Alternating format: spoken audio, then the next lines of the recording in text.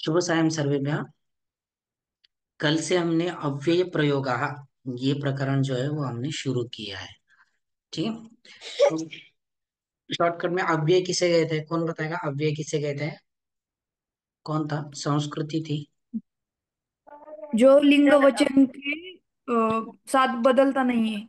सही है। जो शब्द लिंग वचन विभक्ति के अनुसार बदलते नहीं, मतलब किसी भी कारण से बदलते नहीं है, उनमें परिवर्तन नहीं होता है, उन्हें हम अव्यय प्रयोग कहते हैं। अलग अलग भेद है अव्यय के, उनको हमने अलग अलग कैटेगरी में डिवाइड किया, जैसे स्थानवाची, कालवाची, प्रश्नवाची। तो उसमें से स्थानवाची अव्यय हमने पढ़े कि जो अव्यय हमें स्थान बताते हैं, स्थान बताने के लिए जिनका प्रयोग किया जाता है, वो अव्यय हमने पिछले लेक्चर में पढ़े, जैसे यत्र तत्र सर्वत्र अत्र कुत्र यत्र तत्र अन्यत्र इतः। ठीक है, इस तरह से आज हम पढ़ रहे हैं कालवाची अव्यय। कालवाची अव्यय ये शब्द ही हमें उसकी परिभाषा बताता है। तो कालवाची किसे कहते हैं? वाची मतलब वाचन करने वाले। किसका वाचन करने वाले? काल का वाचन करने वाले। काल मतलब समय, समय का वाचन करने वाले मतलब समय बताने वाले जो अव्यय है, जैसे आज, कल, अब, इस समय, परसों, ऐसे। तो उसे हम कालवाची अव्यय कहते हैं। किसी घटना के समय का बोध कराने वाले अव्यय पद कालवाची अव्यय पद कहलाते हैं। जैसे उदाहरण के लिए अद्य, आज, यह, बीता हुआ कल, कदा, कब, पूरा, पहले, इस तरह से। ठीक है। कालवाची मतलब इसका पूरा तात्पर्य ऐसे नहीं कि 9 बजे, इस तरह से नहीं। समय एक जनरल बताने वाले, आज, कल, परसों, इस तरह से। कालवाची अव्यय किसे कहते हैं, समझ में आया है? ओ सर। ठीक है। देखो पहला अव्यय कौन सा है? अधुना। अधुना मतलब इस समय, अब। अधुना, इदानीम और संप्रति। पहले जो तीन अव्यय है इनका अर्थ जो है वो एक जैसा है। अधुना का भी अर्थ अब इस समय होता है, इदानीम मतलब भी अब इस समय, संप्रति मतलब भी अब इस समय। तो एक ही अर्थ में तीन अव्यय का प्रयोग होता है। तो तीनों में से किसी भी अव्यय का प्रयोग यदि अब इस अर्थ में किया तो भी चलता है। जैसे तुम अधुना किम करोषि, तुम अब क्या कर रहे हो? अधुना अहम संस्कृतम पठामि, अब मैं संस्कृत पढ़ रहा हूँ। अधुना अहम क्रीडामि, अब मैं खेल रहा हूँ।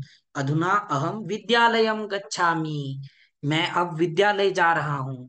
तो इस सर, तरह से अधुना का अब इस अर्थ में प्रयोग होता है। डाउट है कोई?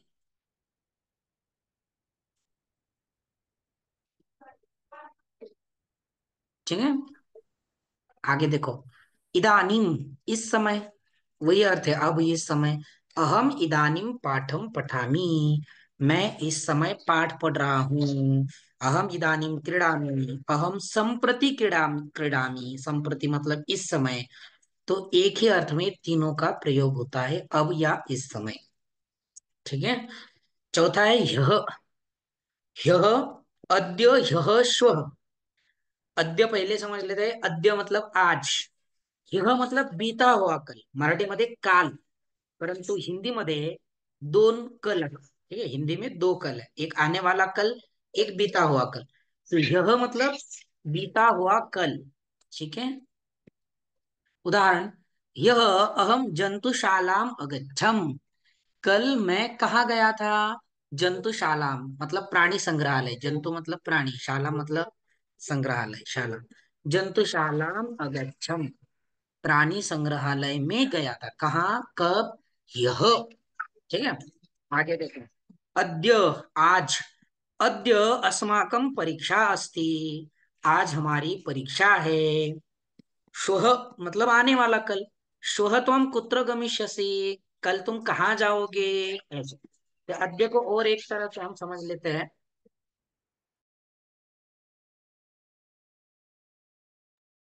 अद्य, अद्य सोमवासरः अस्ति, तर्हि वदन्तु ह्यः कः वासरः? कः वा का वदति? अद्य यदि सोमवासरः अस्ति तर्हि ह्यः कः वासरः? रविवासर। ह्यः रविवासरः अस्ति। सम्यक्। अद्य सोमवासरः अस्ति तर्हि श्वः कः वासरः?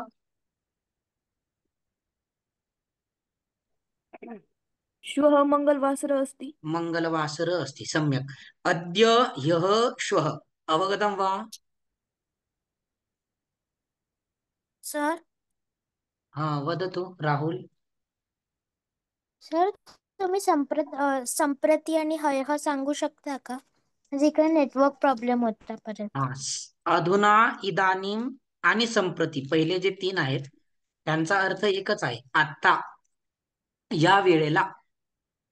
ठीक आहे, आत्ता काय करत आहे? त्वम अधुना किम करोषि? तू आत्ता काय करत आहेस? अहम अधुना संस्कृतं पठामि, अहम इदानीं संस्कृतं पठामि, अहम संप्रति संस्कृतं पठामि, मैं अब संस्कृत पढ़ रहा हूँ। तो संप्रति का अर्थ है अब, और यह का अर्थ है बीता हुआ कल। मतलब क्या? तर मराठीमध्ये आवाज काल। ब्लर होतो. सर तुमचा आवाज अटकत आहे. हा, येतोय आवाज, येतोय आता? हा सर आता येतोय. ठीक आहे, राहुल समजला? यह म्हणजे काल, अद्य म्हणजे आज. हो सर. आज सोमवार होता, अद्य सोमवासरः अस्ति, आज सोमवार आहे. यह कः वासरः? यह रविवासरः। ठीक आहे.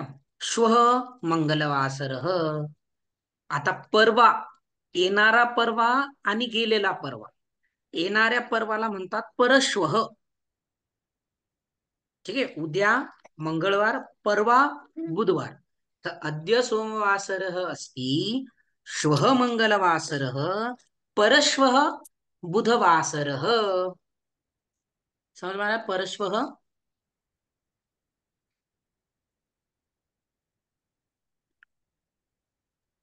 हो सर समजलं.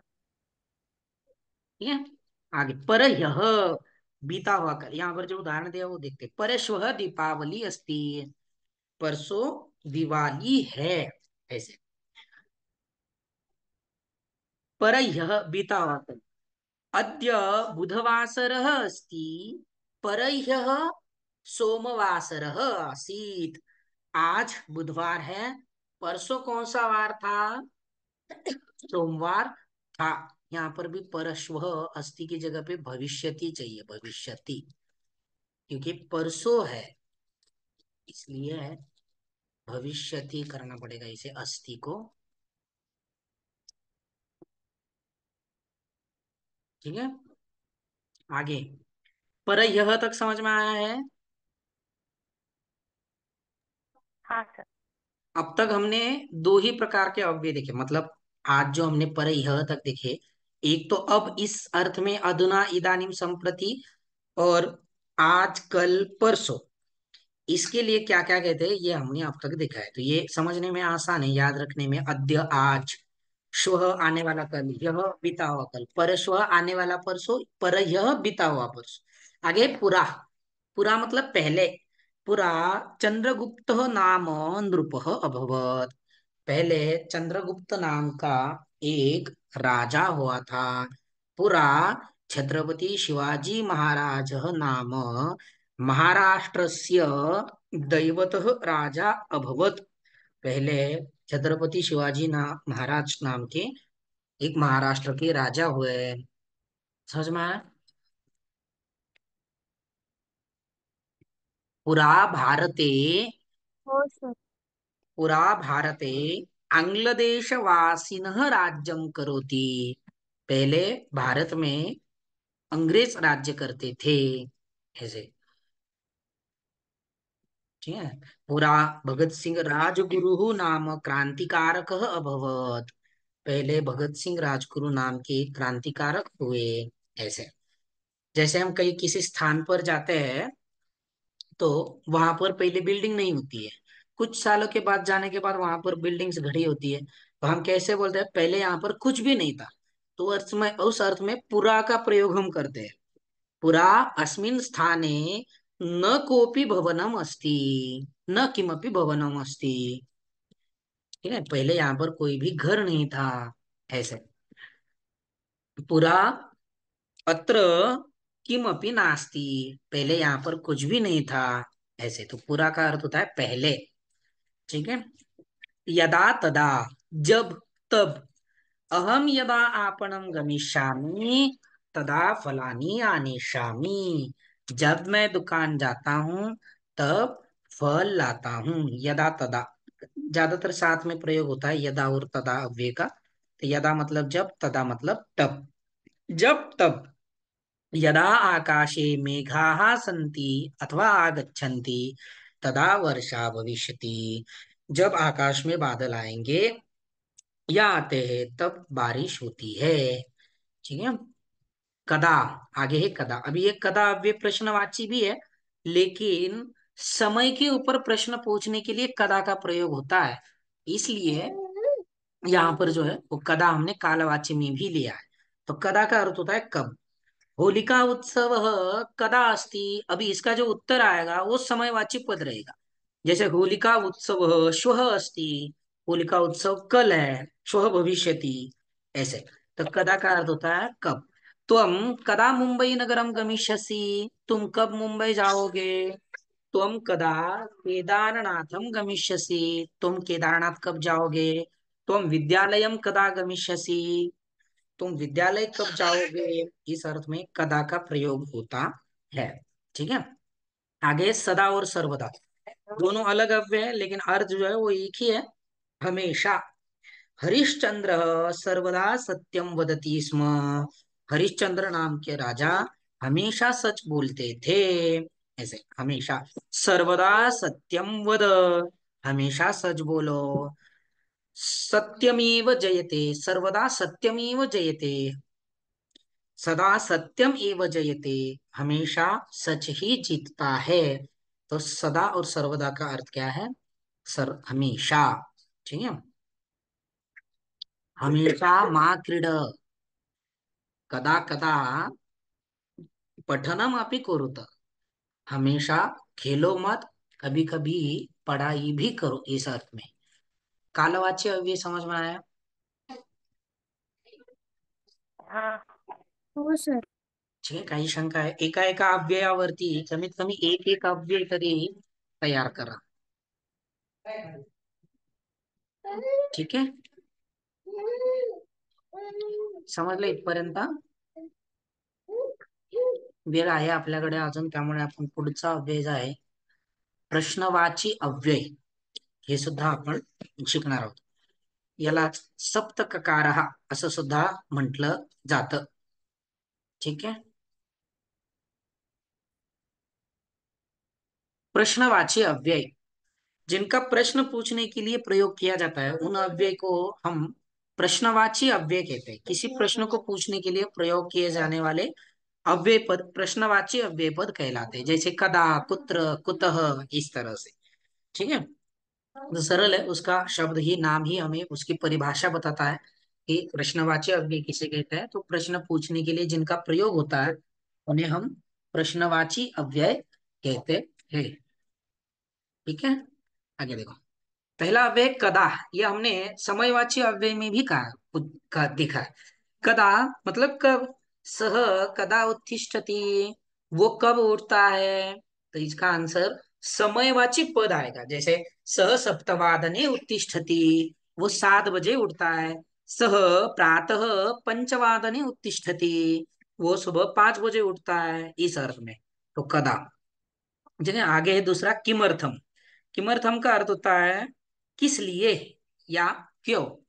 तुम तत्र किमर्थम गच्छसि, तुम वहां पर क्यों जाते हो या क्यों जा रहे हो. कोई बच्चा रो रहा है तो तुम किमर्थम रोदिषि, तुम क्यों रो रहे हो. तुम किमर्थम एतादृशः वदसि, तुम क्यों इस तरह से बोल रहे हो. तो किमर्थम, किस तरह से, किस लिए, क्यों, इस अर्थ में किमर्थम का प्रयोग होता है. क्यों. ठीक है. क्यों. समझ में आ रहा है. किमर्थम समझ में आया है.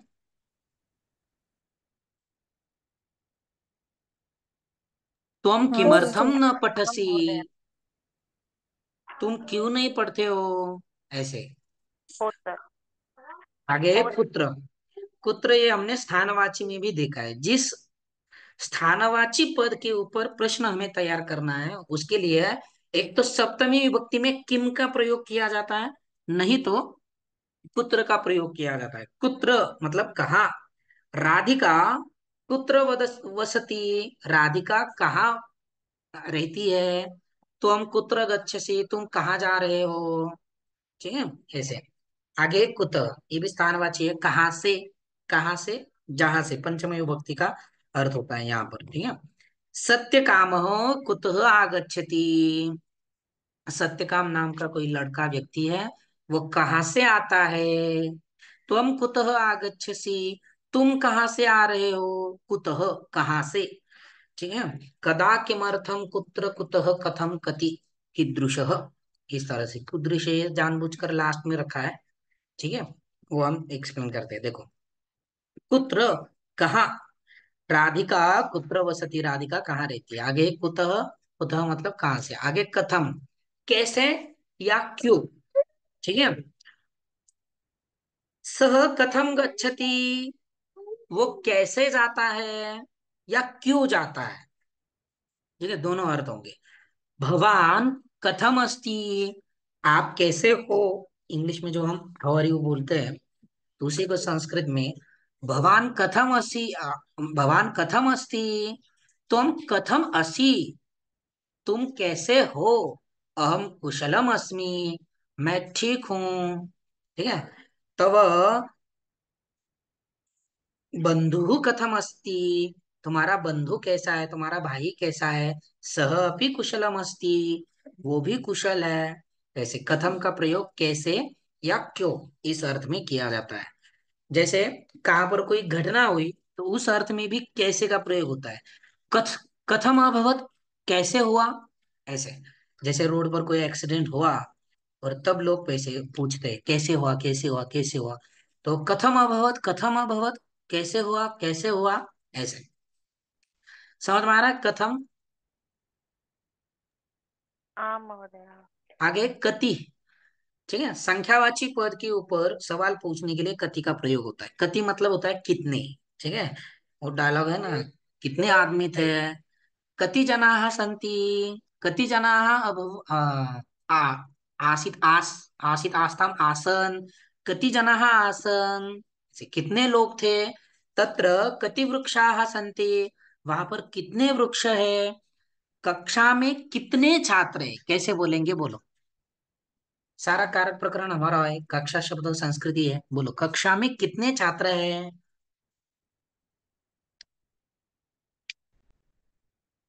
कक्षा में कितने छात्र है।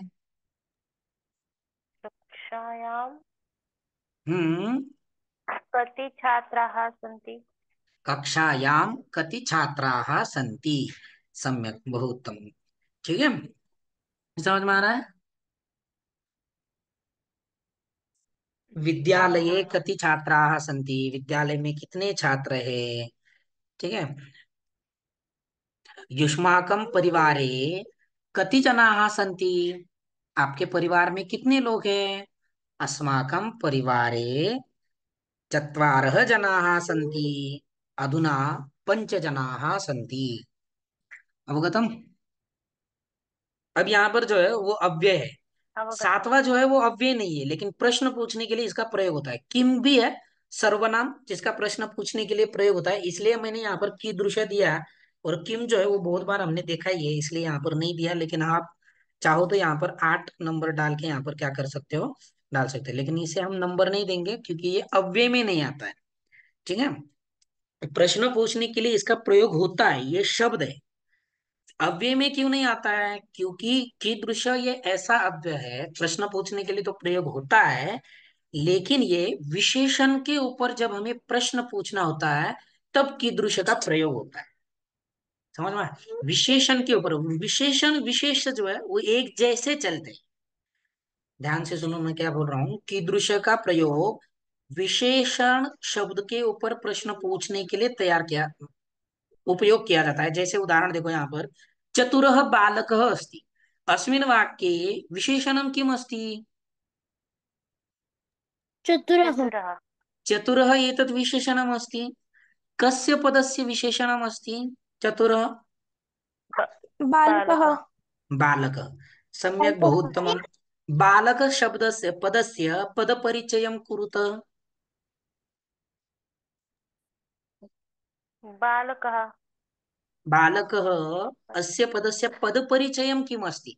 यदा अहं पदपरिचयं पृच्छामि तदा तस्य पदस्य लिङ्गं वदतु, तस्य पदस्य विभक्ति वदतु, तस्य पदस्य वचनम् अपि वदनीयम्। वदतु अधुना बालकः अस्य पदस्य पदपरिचयं किम् अस्ति? बालकः अकारान्त पुल्लिङ्गी बालकः सम्यक्। प्रथमा एकवचन।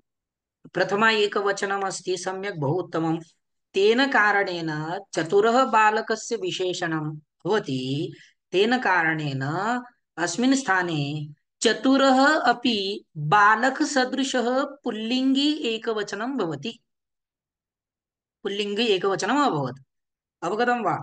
अग्रे चतुरा बालिका अस्ति। अस्मिन् वाक्ये अपि चतुरा विशेषणं भवति। अवगतं? कस्य हाँ, पदस्य विशेषणं? बालिका पदस्य विशेषणं भवति। बालिका। सम्यक्। अधुना बालिका पदस्य पदपरिचयं कुरुत। बालिका आकारांत अकारान्त अकारांत स्त्रीलिंग शब्द एक वचन. वचन प्रथमा विभक्ती. सम्यक्। बालिका स्त्रीलिङ्गे अस्ति, प्रथमा विभक्ति एकवचन। अस्मिन् वाक्ये बालिका एतत् पदं स्त्रीलिङ्गे भवति। तेन कारणेन चतुर शब्द अपि स्त्रीलिङ्गे अभवत्। चतुरा, चतुरः बालकः, चतुरा बालिका। अवगतम्? आम्. एतादृशः कीदृशः पदस्य प्रयोगं विशेषणपदस्य उपरि यदा प्रश्ननिर्माणं भवति तदा कीदृशपदस्य प्रयोगं भवति। समझ ले? समझ में आया यहाँ तक? हाँ सर महोदय. हाँ बोल राहुल.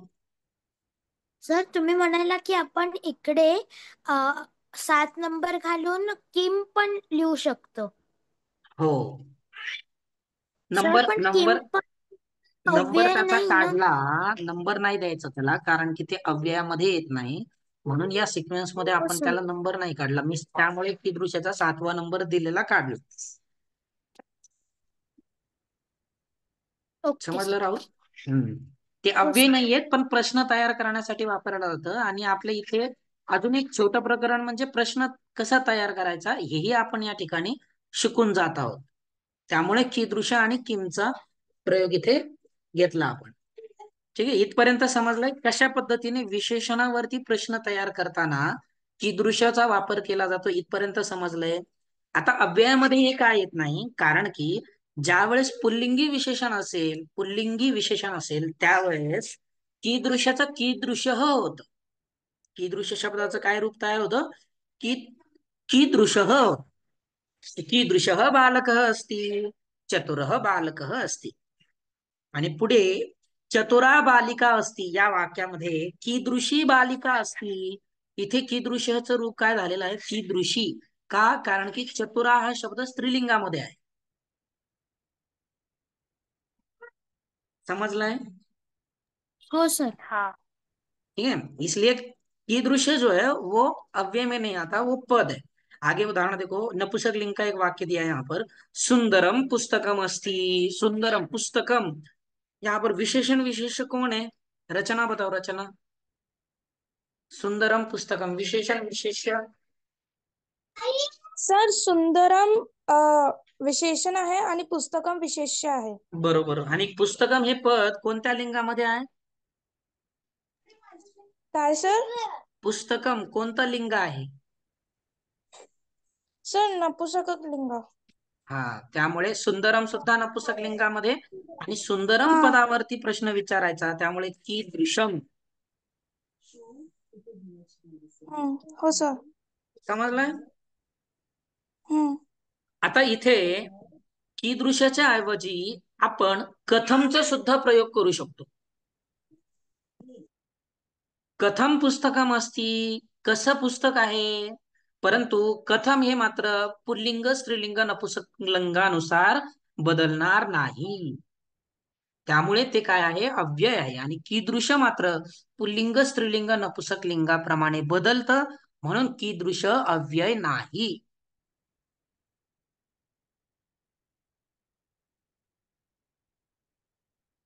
हा महोदय. समजलं इथपर्यंत? हो सर. हो ठीक आहे. सर. आता किमचा सुद्धा प्रश्न विचारण्यासाठी प्रयोग केला जातो. प्रश्न निर्माणं कुरुत असा एक प्रश्न असतो शाळेमध्ये. हो त्याच्यासाठी सर. हे जे सप्तप्रकार आहेत हे मात्र महत्वाचे आहेत. याचं मला वाटतं कदाचित मी वेगळी स्लाइड पण केलेली असेल, परंतु त्या स्लाइडवर सुद्धा हेच टाकलेलं आहे. त्यामुळे आपण ते सुद्धा प्रश्न कशा पद्धतीने तयार करायचा ते सुद्धा आपण इथेच शिकलेलो आहोत. समजलंय?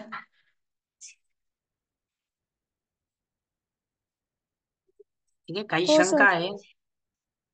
6 मिनिट राहिलेले आहेत. काही शंका असेल तर विचारू शकता, नाही तर आपण थांबूया तिथे. तर शुक्रवारी मी नव्हते, मला स्लाइड बरोबर, दाखवता का? चालेल. हा, एकच मिनिट. हा, हे अव्यय प्रयोग ही पहिली स्लाइड होती. हं. अव्यय कशाला म्हणायचं हे उदाहरणाने समजून सांगितलेलं आहे, बाकी काही नाहीये. जसं लिंग वचन विभक्ती जरी बदलली तरी पुरुष जरी बदलला तरी अव्यय मात्र जसंच्या तसंच राहत. म्हणून या वाक्यामध्ये पहिल्या 3 वाक्यामध्ये अत्र अत्र अत्र वापरलेला आहे. राम अत्र प्रथम पुरुष एकवचन आहे. ते अत्र प्रथम पुरुष बहुवचन आहे. यूयम अत्र मध्यम पुरुष बहुवचन आहे. म्हणजे हं. पुरुष बदलला तरी सुद्धा अत्र अव्यय जे आहे ते जसंच्या तसं राहिलेलं आहे. ठीक आहे. ते वरची जी परिभाषा आहे लिंग वचन विभक्तीनुसार अव्यय कशा पद्धतीने बदलत नाहीत त्याच्यासाठी हे दिलेलं आहे. त्यानंतर स्थानवाची अव्यय आपण शिकलो.